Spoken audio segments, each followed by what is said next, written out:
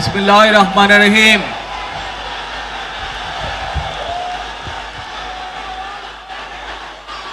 প্রিয় বাংলাদেশ, বিসমিল্লাহির রহমানির রহিম।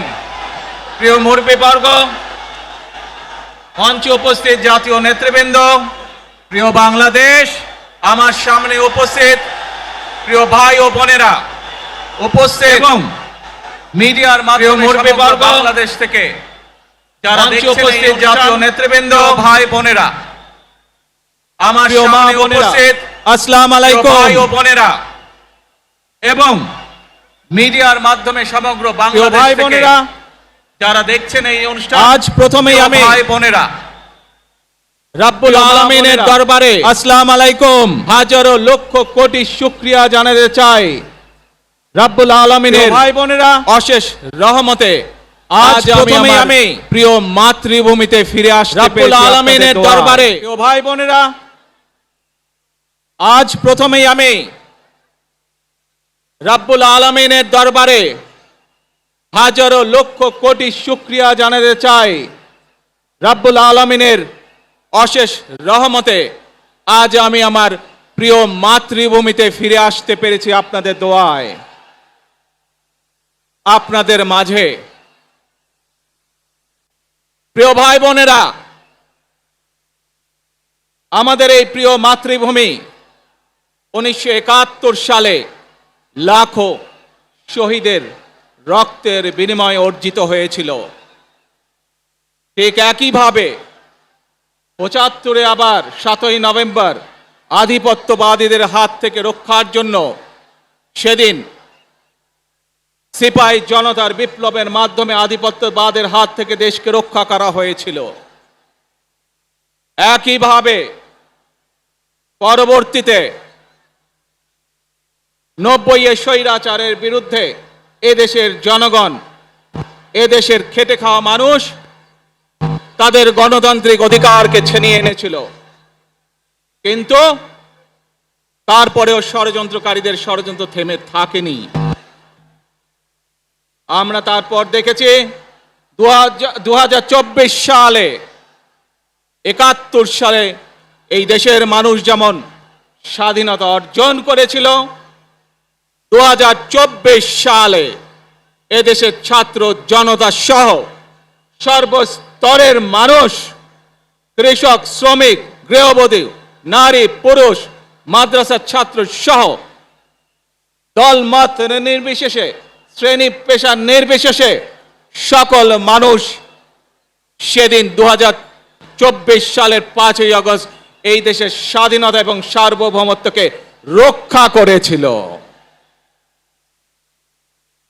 প্রিয় ভাই বোনেরা, আজ বাংলাদেশের মানুষ কথা বলার অধিকার ফিরে পেতে চায়, তারা তাদের গণতান্ত্রিক অধিকার ফিরে পেতে চায়। বাংলাদেশের মানুষ চায় তারা তাদের যোগ্যতা অনুযায়ী ন্যায্য অধিকার পাবে। প্রিয় ভাই বোনেরা, আজ আমাদের সময় এসেছে সকলে মিলে দেশ গড়ার। এই দেশে যেমন পাহাড়ের মানুষ আছে, এই দেশে একইভাবে সমতলের মানুষ আছে। এই দেশে মুসলমান, বৌদ্ধ, খ্রিস্টান, হিন্দু সহ বিভিন্ন ধর্মের মানুষ বসবাস করে। আমরা চাই সকলে মিলে এমন একটি বাংলাদেশ গড়ে তুলব আমরা, যেই বাংলাদেশের স্বপ্ন একজন মা দেখেন, অর্থাৎ একটি নিরাপদ বাংলাদেশ আমরা গড়ে তুলতে চাই। যে বাংলাদেশে একজন নারী, একজন পুরুষ, একজন শিশু যেই হোক না কেন নিরাপদে ঘর থেকে বের হলে নিরাপদে ইনশাআল্লাহ ঘরে আবার ফিরে আসতে পারে। প্রিয় ভাই বোনেরা, এই দেশের জনসংখ্যার অর্ধেক নারী, 4 কোটিরও বেশি তরুণ প্রজন্মের সদস্য, 5 কোটির মতন শিশু, 40 লক্ষের মতন প্রতিবন্ধী মানুষ রয়েছেন, কয়েক কোটি কৃষক শ্রমিক রয়েছেন। এই মানুষগুলোর একটি প্রত্যাশা আছে এই রাষ্ট্রের কাছে, এই মানুষগুলোর একটি আকাঙ্ক্ষা আছে এই দেশের কাছে। আজ আমরা সকলে যদি ঐক্যবদ্ধ হই, আজ আমরা যদি সকলে প্রতিজ্ঞাবদ্ধ হই, তাহলে আমরা এই লক্ষ কোটি মানুষের সেই প্রত্যাশাগুলো পূরণ করতে পারি ইনশাআল্লাহ। প্রিয় ভাই বোনেরা, ৭১ সালে আমাদের শহীদরা নিজের জীবন উৎসর্গ করেছিলেন এই রকম একটি বাংলাদেশ গঠনের জন্য। বিগত 15 বছর স্বৈরাচারের বিরুদ্ধে শত শত হাজারো গুম খুনের শিকার হয়েছে শুধু রাজনৈতিক দলের সদস্য নয়, নিরীহ মানুষের প্রতিবাদ করতে গিয়ে অত্যাচার নির্যাতনের শিকার হয়েছে, জীবন দিয়েছে। 2024 সাল মাত্র সেদিনের ঘটনা। কিভাবে আমরা দেখেছি আমাদের তরুণ প্রজন্মের সদস্যরা কিভাবে নিজের জীবন উৎসর্গ করেছে দেশের এই স্বাধীনতা এবং সার্বভৌমত্বকে রক্ষা করার জন্য। প্রিয় ভাই বোনেরা, কয়েকদিন আগে এই বাংলাদেশের 24-এর আন্দোলনের এক সাহসী প্রজন্মের এক সাহসী সদস্য ওসমান হাদিকে হত্যা করা হয়েছে, ওসমান হাদি শহীদ হয়েছে। প্রিয় ভাই বোনেরা, ওসমান হাদি চেয়েছিল এই দেশের মানুষের জন্য গণতন্ত্র প্রতিষ্ঠিত হোক, এই দেশের মানুষের গণতান্ত্রিক অধিকার প্রতিষ্ঠিত হোক, এই দেশের মানুষ তাদের গণতান্ত্রিক এবং অর্থনৈতিক অধিকার ফিরে পাক। আজ 24-এর আন্দোলনে যারা শহীদ হয়েছেন, ওসমান হাদি সহ 71-এ যারা শহীদ হয়েছেন, বিগত স্বৈরাচারের সময় বিভিন্নভাবে খুন গুমের শিকার হয়েছেন, এই মানুষগুলোর রক্তের ঋণ যদি শোধ করতে হয়, আসুন আমরা আমাদের সেই প্রত্যাশিত বাংলাদেশ গড়ে তুলব, যেখানে আমরা সকলে মিলে কাজ করব, যেখানে আমরা সকলে মিলে আমাদের প্রত্যাশিত বাংলাদেশকে গড়ে তুলব। প্রিয় ভাই বোনেরা, বিভিন্ন আধিপত্যবাদ শক্তির গুপ্তচরেরা বিভিন্নভাবে ষড়যন্ত্রে এখন লিপ্ত রয়েছে। আমাদেরকে ধৈর্যশীল হতে হবে, আমাদেরকে ধৈর্য ধারণ করতে হবে। বিশেষ করে তরুণ প্রজন্মের যে সদস্যরা আছেন, আপনারাই আগামী দিন দেশকে নেতৃত্ব দিবেন, দেশকে গড়ে তুলবেন। এই দায়িত্ব তরুণ প্রজন্মের সদস্যদেরকে আজ গ্রহণ করতে হবে, যাতে করে এই দেশকে আমরা সুন্দরভাবে গড়ে তুলতে পারি। শক্ত ভিত্তির উপরে গণতান্ত্রিক ভিত্তি, শক্তিশালী অর্থনৈতিক ভিত্তির উপরে যাতে এই দেশকে আমরা গড়ে তুলতে পারি। প্রিয় ভাই বোনেরা, আমার সাথে আজকে মঞ্চে এখানে বহু জাতীয় নেতৃবৃন্দ বসে আছেন।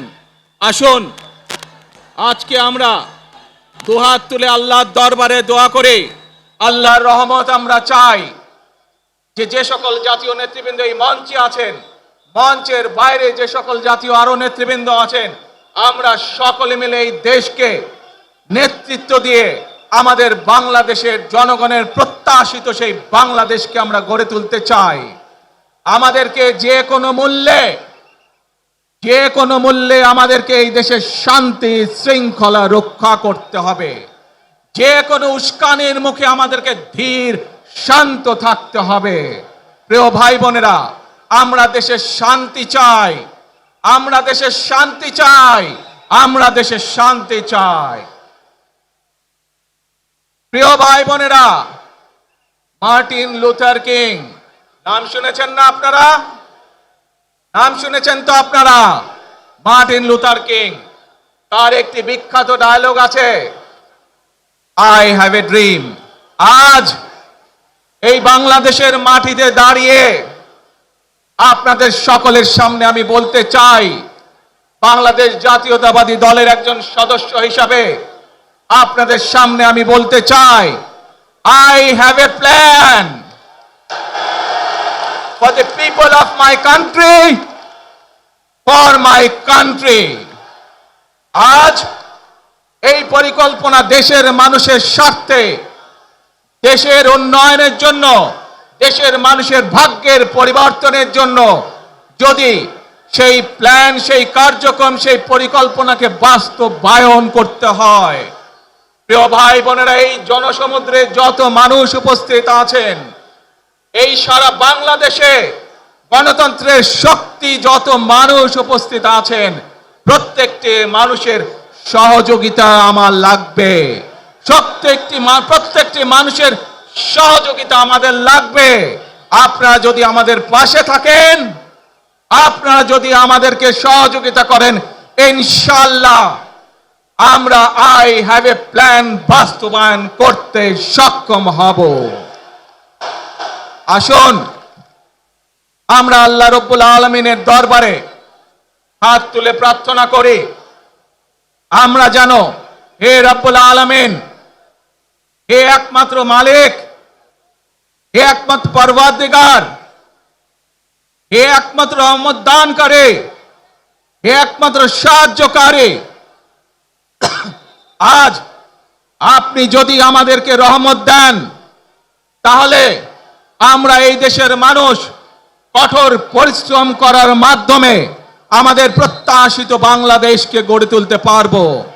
আজ যদি আল্লাহর রহমত এই দেশ এবং এই দেশের মানুষের পক্ষে থাকে, আল্লাহর সাহায্য, আল্লাহর দয়া এই দেশের মানুষের উপরে, এই দেশের উপরে থাকে, ইনশাআল্লাহ আমরা আমাদের প্রত্যাশিত বাংলাদেশ গড়ে তুলতে সক্ষম হব। প্রিয় ভাই, ইনশাআল্লাহ আগামী দিনে দেশ পরিচালনার দায়িত্বে যারা আসবে, আমরা সকলে নবী করিম সাল্লাল্লাহু আলাইহি সাল্লামের যে ন্যায়পরায়ণতা, সেই ন্যায়পরায়ণতার আলোকে আমরা দেশ পরিচালনার সর্বোচ্চ চেষ্টা করব। প্রিয় ভাই বোনেরা, আজ আপনারা জানেন এখান থেকে আমি আমার মা দেশনেত্রী খালেদা জিয়ার কাছে যাব।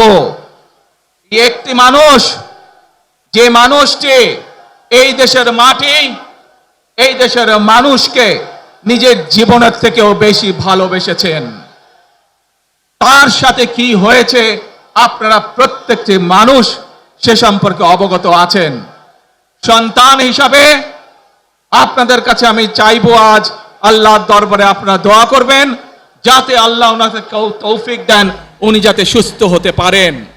প্রিয় ভাই বোনেরা, সন্তান হিসাবে আমার মন আমার মায়ের বিছানার পাশে পড়ে আছে সেই হাসপাতালের ঘরে, কিন্তু সেই মানুষটি যাদের জন্য জীবনকে উৎসর্গ করেছে, অর্থাৎ আপনারা এই মানুষগুলোকে, যাদের জন্য দেশনেত্রী খালেদা জিয়া জীবন উৎসর্গ করেছেন নিজের জীবন, সেই মানুষগুলোকে আমি কোনোভাবেই ফেলে যেতে পারি না। এবং সেজন্যই আজ হাসপাতালে যাবার আগে আপনাদের প্রতি সহ টেলিভিশনগুলোর মাধ্যমে যারা সমগ্র বাংলাদেশে আমাকে দেখছেন, আপনাদের সকলের কাছে কৃতজ্ঞতা প্রকাশ করার জন্য আজ আমি এখানে দাঁড়িয়েছি আপনাদের সামনে। প্রিয় ভাই বোনেরা, আসুন আমাদেরকে আজকে নিশ্চিত করতে হবে, আমরা যে ধর্মের মানুষ হই, আমরা যে শ্রেণীর মানুষ হই, আমরা যে দলেরই রাজনৈতিক দলের সদস্য হই অথবা একজন নির্দলীয় ব্যক্তি হই, আমাদেরকে নিশ্চিত করতে হবে যে কোনো মূল্যে আমরা আমাদের এই দেশের শান্তি শৃঙ্খলাকে ধরে রাখতে হবে। যে কোনো মূল্যে যে কোনো বিশৃঙ্খলাকে পরিত্যাগ করতে হবে। যে কোনো মূল্যে আমাদেরকে নিশ্চিত করতে হবে যাতে মানুষ নিরাপদ থাকতে পারে। শিশু হোক, নারী হোক, পুরুষ হোক, যে কোনো বয়স, যে কোনো শ্রেণী, যে কোনো পেশা, যে কোনো ধর্ম। শিশু হোক, নারী হোক, পুরুষ হোক, যে কোনো বয়স, যে কোনো শ্রেণী, যে কোনো পেশা, যে কোনো ধর্মের মানুষ যেন নিরাপদ থাকে, এই হোক আমাদের চাওয়া আজকে। প্রিয় ভাই বোনেরা, আসুন, প্রিয় ভাই বোনেরা, সবাই মিলে আজ আমরা প্রতিজ্ঞাবদ্ধ হই, সবাই মিলে করব কাজ। জোরে আরো, সবাই মিলে করব কাজ, করব মোদের বাংলাদেশ। ইনশাআল্লাহ আপনাদের সকলের কাছে দোয়া আছে, আবারও সকলকে যে কোনো মূল্যে দেশে শান্তি শৃঙ্খলা রক্ষার আহ্বান জানিয়ে যে কোনো বিশৃঙ্খলাকে পরিহার করে ধৈর্যের সাথে মোকাবেলা করার আহ্বান জানিয়ে আমার বক্তব্য শেষ করছি। আবারও আপনাদের কাছে কৃতজ্ঞতা প্রকাশ করছি আজকে আমাকে এইভাবে বরণ করে নেওয়ার জন্য। আল্লাহ হাফেজ। বাংলাদেশ জিন্দাবাদ, বাংলাদেশ জাতীয়তাবাদী দল জিন্দাবাদ। আসসালামু আলাইকুম।